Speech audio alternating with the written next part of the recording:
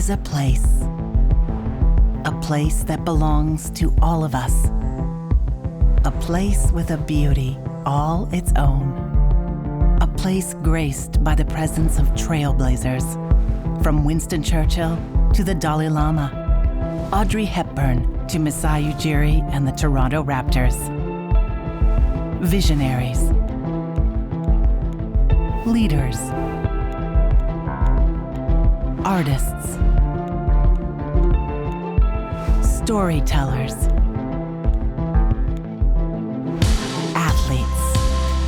Those who come here with purpose, with lifetimes packed full of experience and unique perspectives. Not all were in the history books. Not everyone a household name, but every voice important. This is a place that has the power to connect us all, a place that leaves us inspired, stirred, and most importantly, thinking differently. It's the go-to place for conversations that matter. And while this place has no fixed address, it is here, on this stage, at this podium, that our most valuable national resource lives: open dialogue. Join us here as we share the ideas that drive this nation forward. Join us in this place. Welcome to the club, the Empire Club of Canada.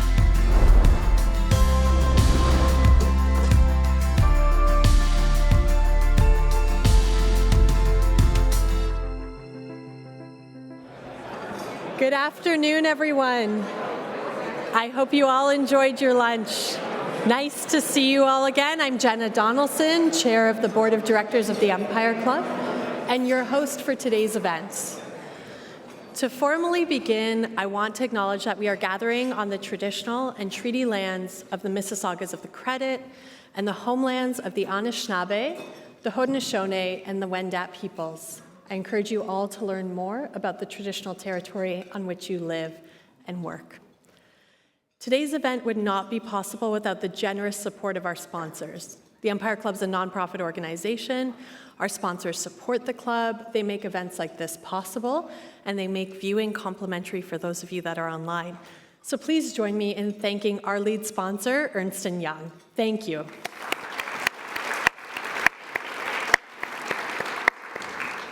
And thank you as well to our VIP reception sponsors, CPA Ontario and Dentons Canada. We appreciate you.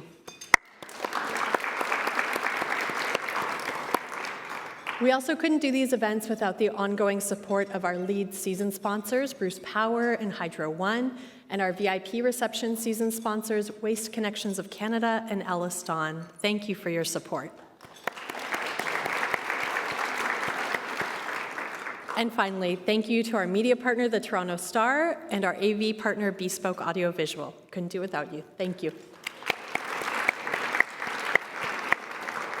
I know we are going to have a very interesting discussion today, so if you have a question for our speakers, please scan the QR code that is found on your program. If you're online, use the Q&A function. And for those of you online, if you require technical assistance, use the chat feature and our staff will be there to help you. I am so delighted that you are all here for today's important conversation, the AI revolution, what's next for law, finance, and accounting. For more than 120 years, the Empire Club has been the place where important conversations happen. And it's even been the place where important predictions are made. In 1996, Bill Gates was at this very podium making some very interesting predictions about the future. Here's a bit of what he said. He said, you'll have a computer in your car and you'll have something that you carry around in your pocket that hooks up to the wireless network. It will always show you a map of where you are, give you your schedule and your latest messages. It will even have digital cash or digital tickets. We think of it as the wallet PC because it's a replacement for everything that you carry around today. You can even have hundreds of thousands of pictures of your kids to show other people. Wow, I think we can all agree that that was a pretty accurate prediction about smartphones that came from the Empire Club stage, especially the one about the pictures of your kids. And I have every confidence that we will look back on today's discussion about AI in a few years with the same appreciation. because today's discussion is about where we are and where we're headed with AI. We all know that artificial intelligence is reshaping how we work, how we serve clients, and how we define value in professional services. But for fields like law, finance, and accounting, sectors that are built on trust, ethics, and precision, getting this right could not be more important. In a short span, AI has moved from being a novelty to becoming a necessity. And that's why we've brought together this panel of leaders who are navigating this transformation from within, who understand both the opportunities and the risks, and who are helping to shape an AI-enabled future. It's a very timely conversation, and maybe we'll even get a few predictions out of it. As a start to this discussion, I'd like to once again thank our lead sponsor, Ernst & Young, for supporting today's event. EY works at the intersection of AI and professional services. They've been helping clients navigate this complexity with clarity and innovation, making them a tremendous partner for today's dialogue. So I'm also delighted to invite to the stage Farah Kassemi, Global Client Services Partner at EY, and my former colleague on the Empire Club Board of Directors. I'm delighted she's here to give intro remarks. Please join me in welcoming Farah to the stage. So nice to have you back. Over to you. Thank you. Hello, everyone. I'm a little short there. I'm Farah Kassemi, EY's Global Client Services Partner for one of the largest banks in the world. I'm also, as Jenna said, a proud past board member of the Empire Club of Canada and an enthusiast of all things disruption and change. Today's event not only concerns our firm's bread and butter, it's just very timely and hence even more exciting. Who wants to start a betting pool around the number of times the word agentic will be said in Fairmont Royal York today? Times are changing fast. We've all heard the stat that it took electricity 100 years to reach 100 million users, iPhone 10 years, and ChatGPT only 2 months, and that was 3 years ago. If you look at the media and news articles, just in the last 4 months, you will see that in January, NVIDIA released a $3,000 personal AI supercomputer that is more powerful than the usual data center. Then DeepSeek and OpenAI started one-upping each other in open source LLM powers. Our friend Elon Musk entered the chat, defended peak data, which means there's no more human data left to train AI. And let's not forget the T word, tariffs. Dynamic geopolitical environments accelerated the need for AI agents to boost productivity. Our firm started making big, bold declarations around the number of enterprise AI agents they will have by the end of the year. Folks, mark my words, agentic AI workforces will define 2025. What does all of this result in? A word cloud that has anxiety, confusion, and opportunity as the top 3 words. On one hand, there's the futuristic vision, and on the other hand, the reality gap of execution at scale. How do you turn statements made by your CEOs on global stages to reality through adoption, reskilling and change management, ROI management, regulatory compliance, and governance? Topics I'm sure our speakers will cover at length. But before we start, just a little bit about EY. At EY, we were the first firm to launch a private and secure LLM called EY.ai.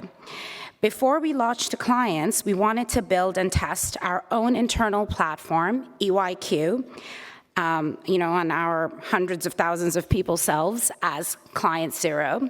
Fast forward to today, we are all in, as evidenced by our recent partnership announcement with NVIDIA, which you may have recently seen in the news. We're a multi-billion-dollar firm located in 150 countries. AI will be a key pillar of our growth strategy with a clear ambition to become the world's leading AI-powered professional services organization. This massive investment has not been in vain. We're already projecting $680 million plus in tech productivity gains internally alone, not to mention higher engagement scores amongst our 115,000 plus regular EY.AI users globally. Now, with that extended intro, it is my absolute pleasure to introduce your speakers. Please hold your applause until the end. First, our esteemed moderator. Cameron Schuler is the Chief Commercialization Officer and Vice President Industry Innovation at the Vector Institute. He leads a team that works with a community of 32 enterprise sponsors in sectors like banking, telecom, and pharma to accelerate AI adoption in their workflows and supports SMEs new to AI. Our first panelist, Dr. Foteini Agrafioti, is the Chief Science Officer at RBC and Senior Vice President of RBC Borealis. She's responsible for the data and AI ecosystem at RBC and oversees a team of architects, engineers, scientists, and product experts dedicated to transforming finance through world-class AI research, solutions, and a resilient data platform. If any of you tuned into RBC's Investor Day a couple of weeks ago, you would know how important AI and Foteini's job is to RBC's strategy. Second, Colin Lachance is principal with PGYA Consulting and current Ontario Bar Association Innovator-in-Residence. I didn't know a title like that was possible. Former CEO of the Canadian Legal Information Institute, past member of the Global Executive Committee of VLEX, three-time founder of Legal Data and AI Organizations, frequent speaker and writer on legal AI and innovation topics, and routinely consulted by legal organizations, judges, bar associations, media, and legal tech startups. Last, but not at all least, is Iliana Oris Valiente. She's currently the MD and Innovation Lead at Accenture Canada, working with senior executives and boards to support their strategic transformation journeys. She leads multidisciplinary teams across design, data, and technology, focusing on emerging areas such as metaverse, blockchain, Web3, sustainability, AI, and cross-industry initiatives. Distinguished guests, please welcome Cameron, Foteini, Colin, and Iliana to the stage.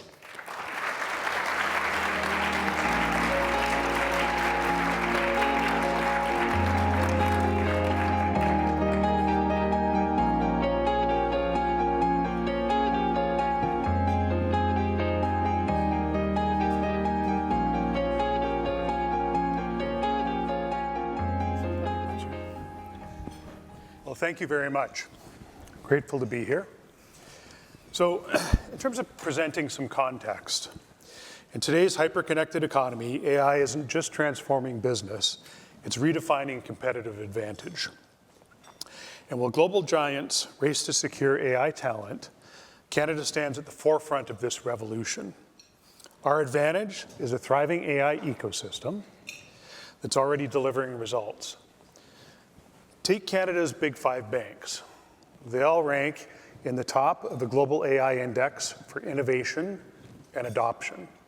And that doesn't come without an awful lot of hard work and great partnerships. So we're grateful for Foteini, RBC, to be here today. I also want to say thank you to Accenture and EY, who are also founding sponsors of Vector. So while there are Canadian companies that are absolutely global leaders, there is a need for more rapid and widespread AI adoption by Canadian industry. Someone who I know will be a driving force and champion for Canadian industry is Glenda Crisp, Vector's new president and CEO. Thank you, Glenda. So Glenda is a seasoned data and technology leader in enterprise AI deployment, data strategy, advanced analytics, and technology leadership. Most recently, she was the head of data and analytics at Thomson Reuters, also a Vector founding sponsor, where she led the enterprise data and analytics strategy focused on delivering high-impact commercial outcomes, and we're thrilled to welcome you to Vector. So before I speak with our panelists, I'll give you a very quick overview because not everyone may know about Vector. So in 2017, Canada was the first country in the world to have an AI strategy I was one of the authors of that, and Vector was founded at that same time. Now, why was Vector founded? To ensure that Canadian businesses would have the talent they need to compete globally, and in addition to that all Canadians would benefit from AI. So our goal really is to accelerate AI adoption through giving access to leading-edge AI for our partners. In addition to that, the other elements required for success in AI. So now, on to the questions. So Iliana, looking across, so your role at Accenture, you look across many companies and industries. So from your perspective, what are you seeing when it comes to adoption? Which industries are leading? And what are they actually doing differently? So it's a great question, and now I have the pleasure of overseeing our Accenture Innovation Centers across all of the Americas, so I can definitely comment on both the Canadian lens and internationally. In Canada, to your point, we're doing great from a technology building standpoint.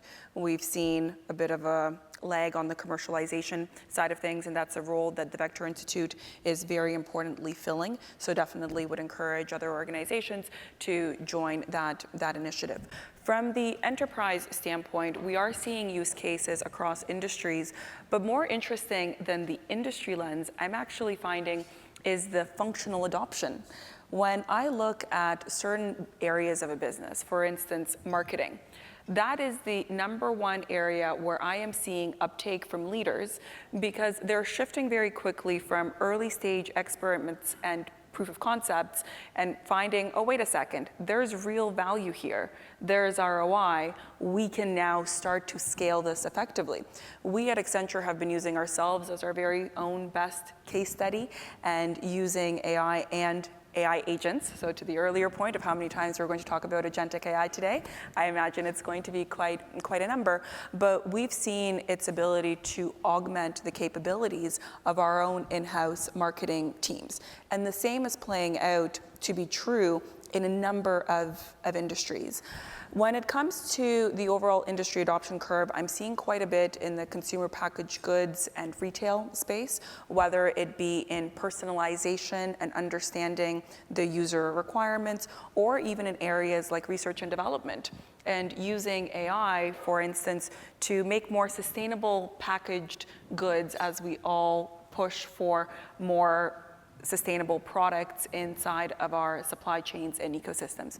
So the use cases are numerous, it's across industries, but there's one piece that I don't think we talk about enough, which is actually the mindset of the leaders and executives in the organizations that are going to be the most successful in adopting AI. And I can tell you that at the board level, you need to have buy-in, because to adopt AI effectively, it is going to be a cross-functional, cross-department type of initiative, and it really needs to be part of a broader enterprise reinvention strategy so that businesses can be relevant. But if you don't have leaders at that board of directors that are willing to look holistically at the business and not assume that there are, certain parts that they can't touch, then a lot of these initiatives fall flat.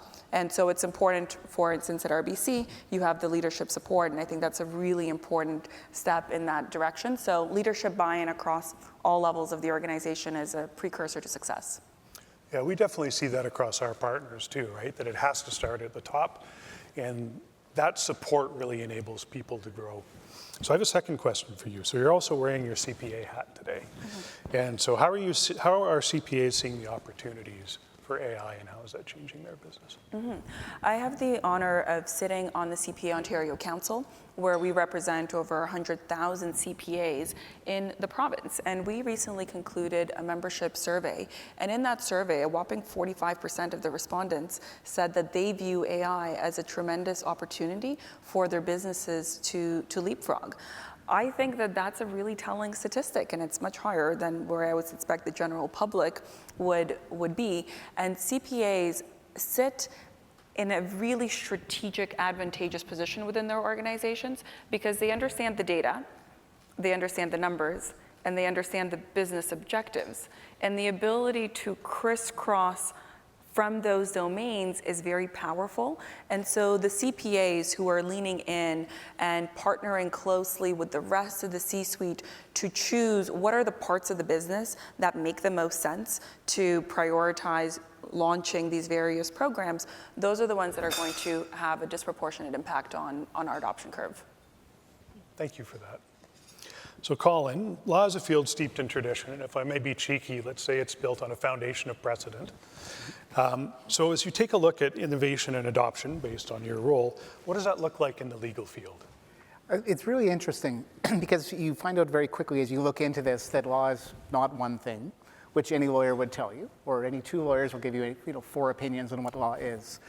And that's really playing out in AI discussions and AI adoption. So whether you're talking to a 2-lawyer firm from Simcoe, Ontario, or a 700-lawyer firm from Bay Street, the international office and so on, it's both different and the same, in terms of awareness, understanding, adoption, and readiness. You can find the same enthusiasm at all ends of the spectrum and the same trepidation at all ends of the spectrum. So what we're not seeing is an industry moving forward. What we are seeing are individuals moving forward. So sometimes you see individuals within a firm who are outpacing their own firm in terms of their use and consideration of AI. And at the same time, you can see the office, let's say the Calgary office might be going ahead in something in the Toronto office of the same firm considers it a horrible risk that they couldn't possibly consider. There's a number of factors that play into that. Precedent is one of them. We didn't get in trouble for doing it this way yesterday. We're not going to get in trouble for doing it this way today, so presumably we won't get in trouble for doing it the same way tomorrow. Seems logical. Seems logical. Where the distinguishing factors come in are the individuals or sometimes organizations who will say, okay, but things are changing. Even if we're not changing, the circumstances are changing. Our clients' needs are changing.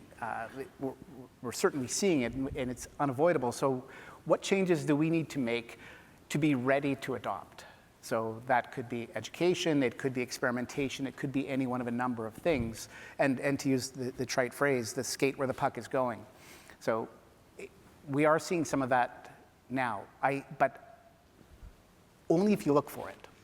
If you're not looking for it, you could be in law and believe nothing has changed. That, again, the idea of the teenage sex, everybody talks about it, but nobody's doing it. That attitude is still pervasive, but things are changing. And I think what we will see, though, before the year is out, you'll see some of the leaders reveal the value of the leadership positions that they've done, and you'll see the panic set in some other areas.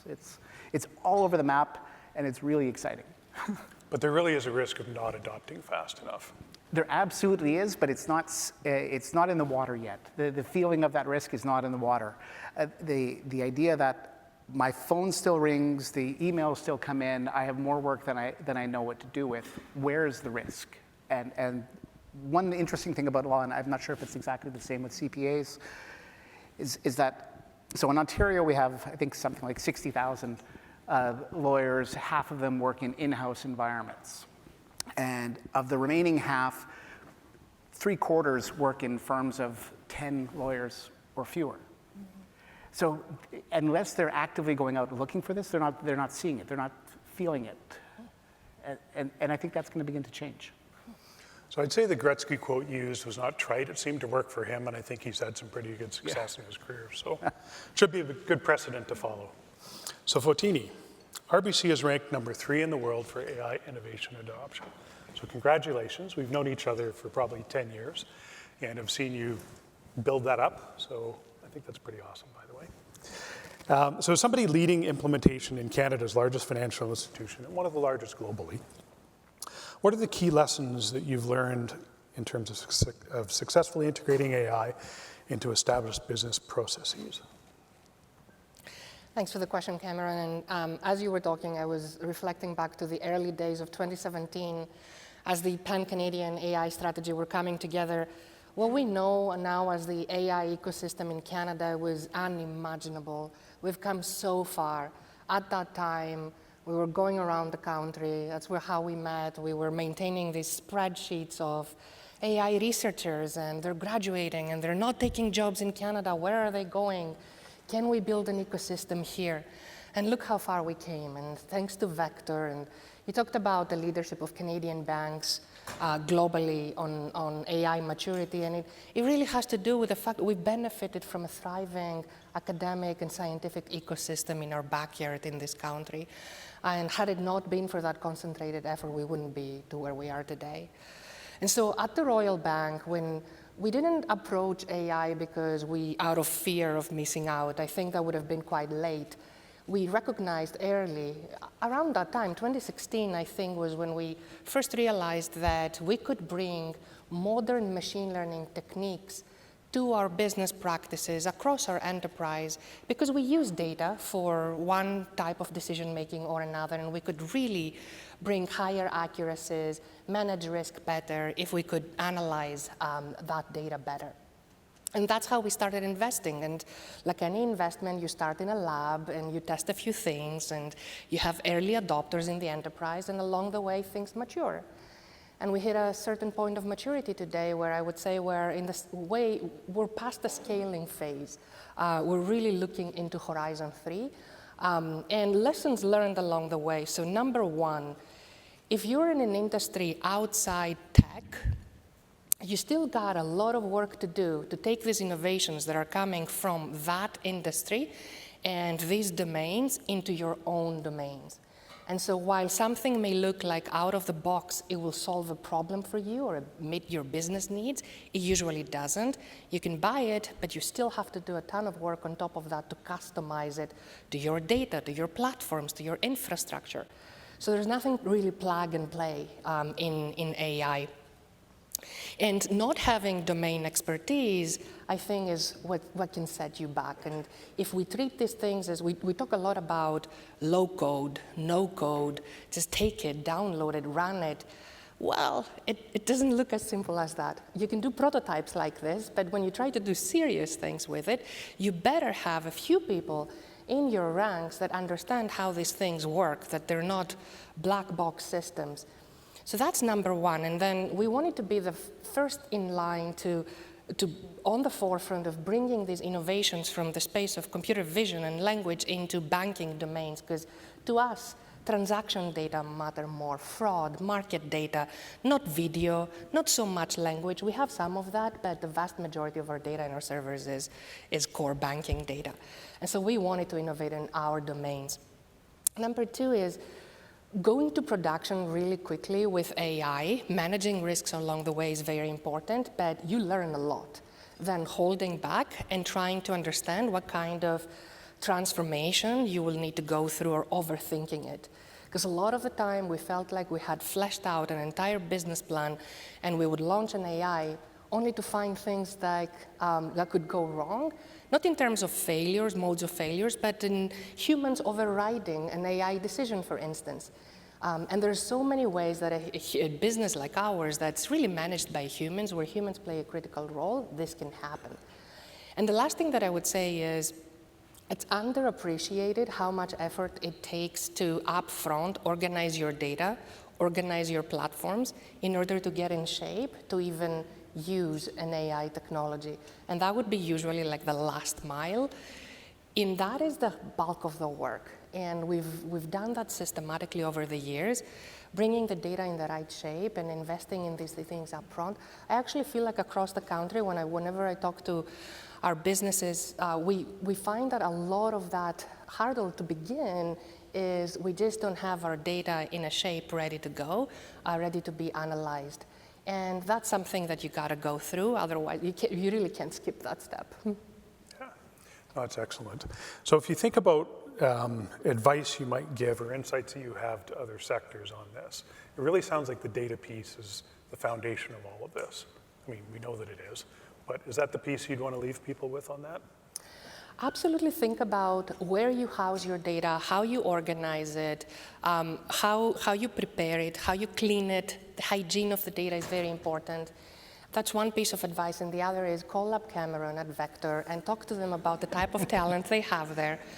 And I'm being quite honest, like it's a joke, but I'm being quite honest about this. You gotta have a handful of people in your companies that will understand what to do with that data. It's all made to look so easy.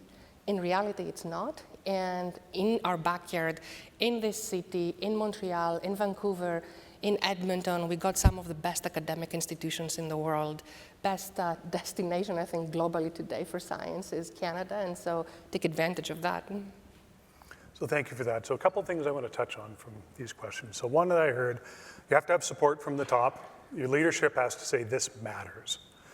Second part was really around take the bull by the horns and start learning, start experimenting, start doing, and be a change agent yourself.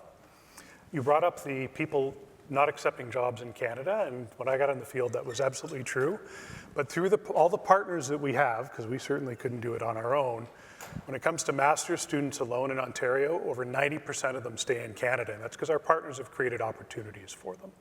So I think that's incredibly important. And then finally, what we started to hear 2 years ago, because it was always talent, talent, talent, and it still matters, was change management. Because what's on people's mind is, what's gonna happen to me? And so you can't lose that piece either. So on to our next question. So one thing that pops up all the time is return on investment. The infrastructure for this is expensive, getting your data organized is expensive. But the analogy I would draw is the rise of the internet. I would challenge anyone 25 years ago, and we can't go back in time, unfortunately, not yet. But if we go back in time and say, what do you think your ROI is gonna be in terms of going online? You wouldn't know what that was. You just knew you needed to do it. And so as I think about what we need to do today, Canadian industry needs to move quicker. In Canadian industry, you compete globally, and your competitors are doing it. So what are you doing to stay on top of that and stay ahead of them? So at RBC's most recent Investor Day, there was certainly a very large number put out there. RBC is targeting $1 billion in enterprise value generated by AI by 2027.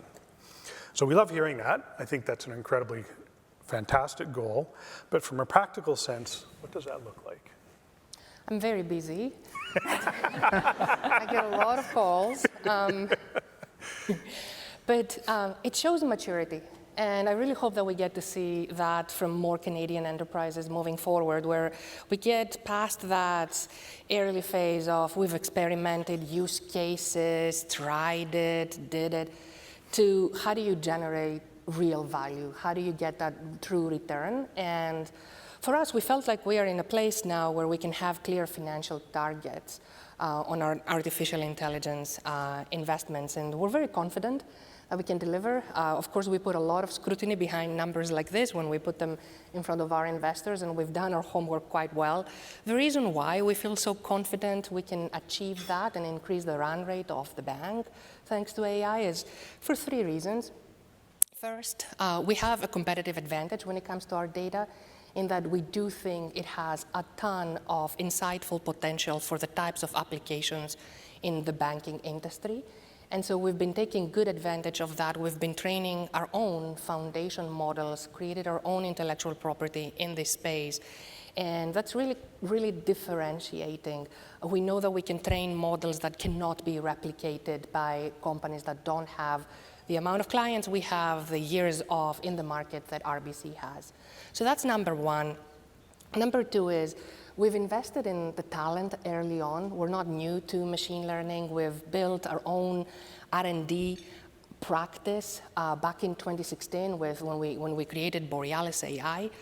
And this was an unusual thing for a bank to do. Today, still I get this question of like, why would a bank do R&D in machine learning? Well, this is why, because you accelerate the path to having clear value generated out of these things.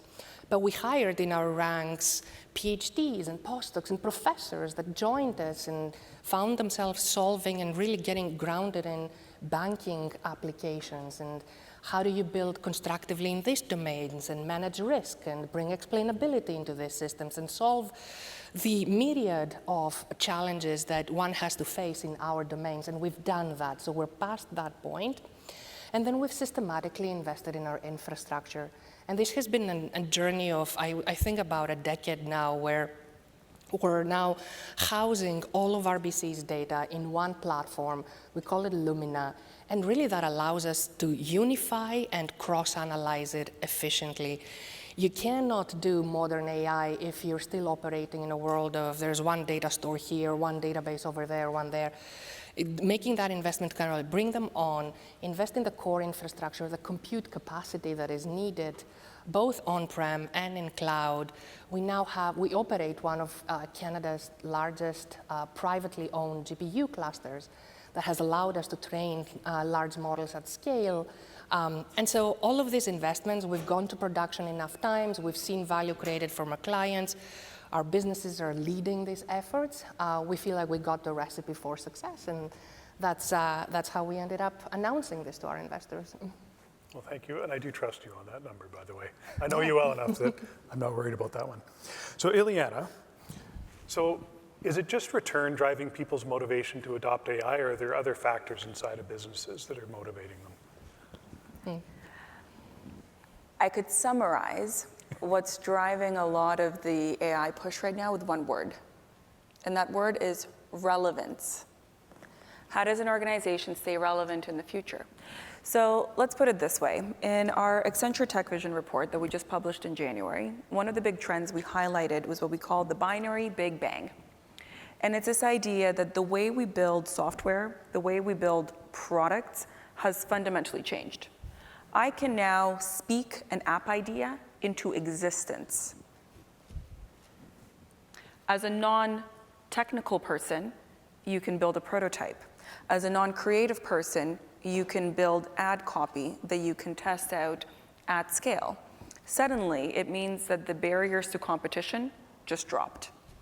And so for every company, this poses a really cool opportunity to say, how do we take a couple of steps back and ask these really basic questions of, remind me again why we exist as a business? Who do we serve? Who are our end customers? What is the value that we generate and we provide to them? And how do we make sure that we modernize our business to be able to do what our business originally set out to do using all of the latest and greatest technologies of today?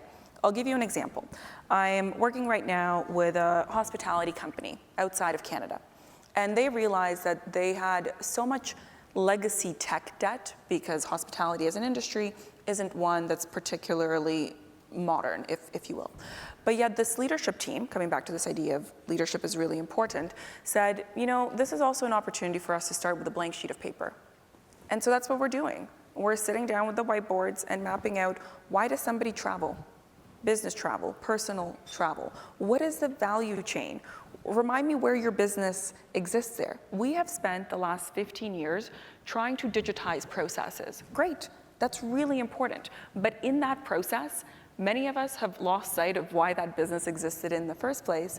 And now organizations are saying, well, let's start with a blank sheet of paper. How do we rebuild these processes from the ground up to be AI native, to be agentic AI native, to drive the efficiencies, but also to keep our customers at the center of why we're doing this reimagination to begin with.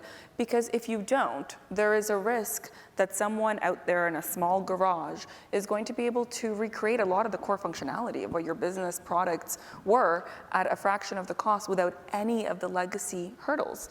And so I think at the core of what's driving this push is the recognition that, like, with the internet era, you didn't know exactly where the ROI was going to be calculated. And even in 2014, not that long ago, when Accenture had one of our Tech Vision reports, we had said, every business is going to be a digital business.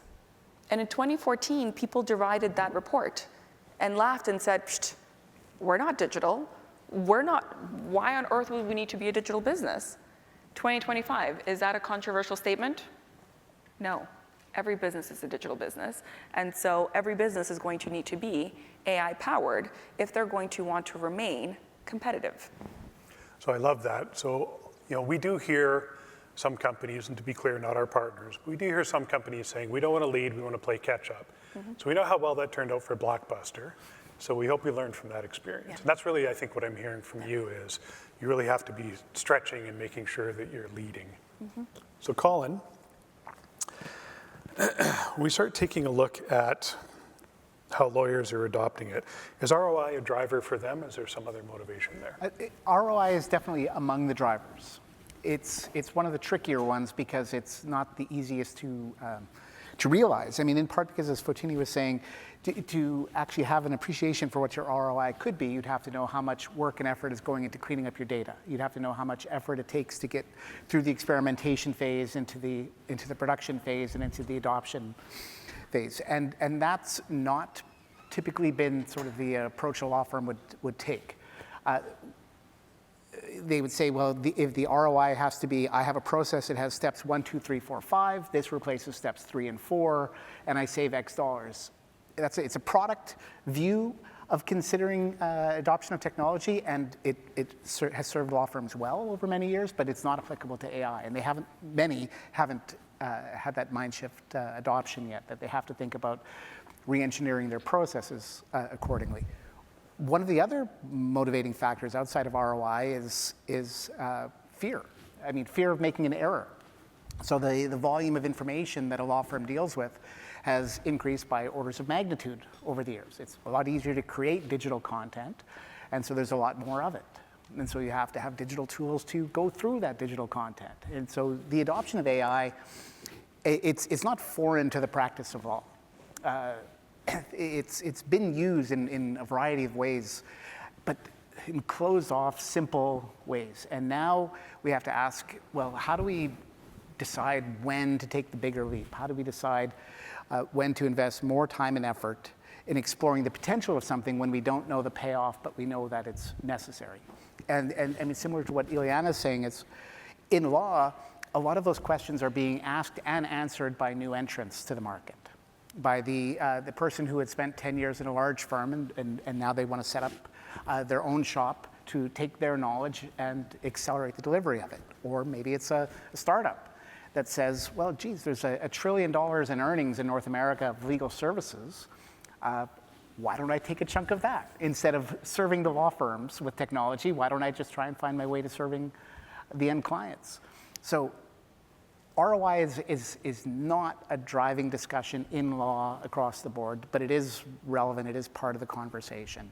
Ultimately, it's I think, mostly lawyers are making the decision to adopt based on perceived necessity, first and foremost. Now, there clearly are exceptions, but they remain exceptions. I just spent the past few days in San Francisco at an event at Stanford where you have leading people from major firms, major tech organizations talking about what they do, and it's amazing, but then you find out that even within their own firms, they're often the exception, not the rule. So we're not at the point. The law doesn't have the same sophistication, again, across the board. I don't want to ignore the exceptions. There are some amazing firms, including, again, right here in this city, who are doing incredible things with AI. But we don't have the organizational structure to prioritize ROI, particularly as a partnership-based business. You know, you're the owner, and every dollar you put into investment in R&D is $1 less you take home that year. So it can be a challenging decision at this stage, but I think that's changing. That makes sense to me. So we are coming near the end of our time, so I have one more question for our panelists. I don't know if we'll get to the Q&A. So it's no secret that Canada's lagging in productivity. If you haven't heard that, then you're hiding under a rock somewhere. And Bill Gates was quoted earlier, so I'm going to quote him again. We always overestimate the change that will occur in the next 2 years and underestimate the change that will occur in the next 10. So when it comes to Canada's productivity challenges, I'll go from Iliana through to Foteini in roughly a minute. How do you think Canada's productivity challenge can be solved, kind of in near and long term? Sobering statistic from that member research I mentioned from CPA Ontario, 50% of the members said that their organizations that they're employed at are not actively pursuing an AI agenda at the scale at which they should be. So yes, Canada absolutely has a productivity problem. And with the use of AI, it does give us a chance to focus on the more creative, strategic, value-add tasks that drive the economy forward. But there's also an opportunity for us to use advanced technologies to fill gaps in our workforce right now. We have over 300,000 vacant jobs in the province of Ontario alone that we cannot fill because humans do not want to do those jobs. Where is the opportunity for things like advances in robotics? It's massive. Advances in domains like humanoid robotics that have skin and hair and eyelashes that bat at you, that could potentially be companions to folks in elderly care facilities repeating the same information 12 times over, because we have a shortage of doctors and nurses. And last I checked, we are not about to have more of them falling from the sky. So there's a tremendous opportunity for us to use all of these technologies at our disposal to actually drive productivity forward. Thank you. Colin. I would say in law, one way we should be thinking about it is we all have the ability to now hire a team of agents to work for us. We all have the ability to serve many more clients individually than we were previously able to do. And considering a significant portion of our clients are business clients, we all have the ability to move at the speed of business instead of at the speed of law in supporting those. On the access to justice front, same thing. About 80% of legal needs that go unmet, unserved by the legal profession. We have the ability to support that. I think law, through adoption of AI, could offer huge multipliers to both the public welfare as well as to Canada's productivity. Thank you. And I'll echo, like, the time liberated with AI is one aspect here, and it's an important one, but we never went with AI into any of our businesses and said, let's unroot everything we do, replace that with an end-to-end AI. It makes no sense for us to do that. But we always were surprised by bringing AI to life and seeing how we can grow that business, change it. And a couple of things that we've found. Number one, when it comes to who banks with RBC, using our data and our own analysis and state-of-the-art AI, we're able to better understand our clients. We're able to extend more credit to families that we would have otherwise denied. We've been able to open up the aperture for who we lend to quite substantially thanks to AI. We wouldn't have seen that before. So that's one way that you're growing the business. Another one I would say, we found that we got very interesting results by putting this technology in the hands of our employees, especially those that talk to clients, that wanted to upskill towards managing more complex conversations, answering questions about some of our more detailed products, some where people would normally shy away. We find that with the support of AI, you can have many of our frontline employees very quickly get confident in answering questions from our clients on a mortgage or a complex credit product or a loan, whereas they would otherwise not do that. So it changes a little bit the relationship we have with our clients, and it quickly upskills our core employee base. Well, thank you. So what I'd like to actually leave everyone with on this topic is, obviously you heard the support from the top matters, that change management piece and that self-determination for individuals to set their own pathway, that really matters. And so when you think about adopting AI in your business and you think about reinventing what you do, bring your people with you. Ultimately, they're the ones that are going to help change your business. And if we're not doing this for people, I'm not sure why we're doing it. So I do want to thank our panelists, Iliana, Colin, and Foteini. And I'm now going to invite up Jenna Donaldson, the chair of the board, for closing remarks.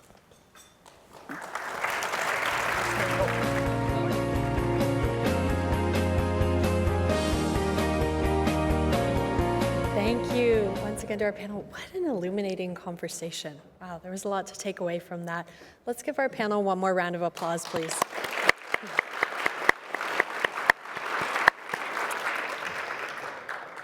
I'd like to recognize a very important group that we have in the room. We have our students and young leaders here in the room. We have students from Queen's University and from TMU. We're so glad you're here and a part of this conversation. Welcome.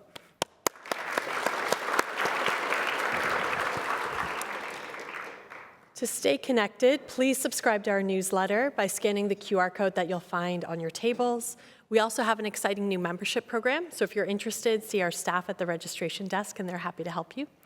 I also hope you will join us for 2 exciting upcoming events. On April 23rd, we'll be exploring the science, skepticism, and financial realities behind the booming longevity industry. We'll be enjoying insights from leading medical experts and wealth advisors, so that will be a very interesting one. And on May 6th, we are hosting a conversation on corruption in the business world. Its rising global costs, shifting regulatory landscapes, and what you need to know to stay compliant and protect your reputation. Tickets for both events are on sale now. As a club of record, all Empire Club events are available to watch and listen to on our website. The recording of today's event will be available shortly. Thank you all for being a part of this discussion. I wish you a wonderful afternoon ahead. This meeting is now adjourned. Thank you.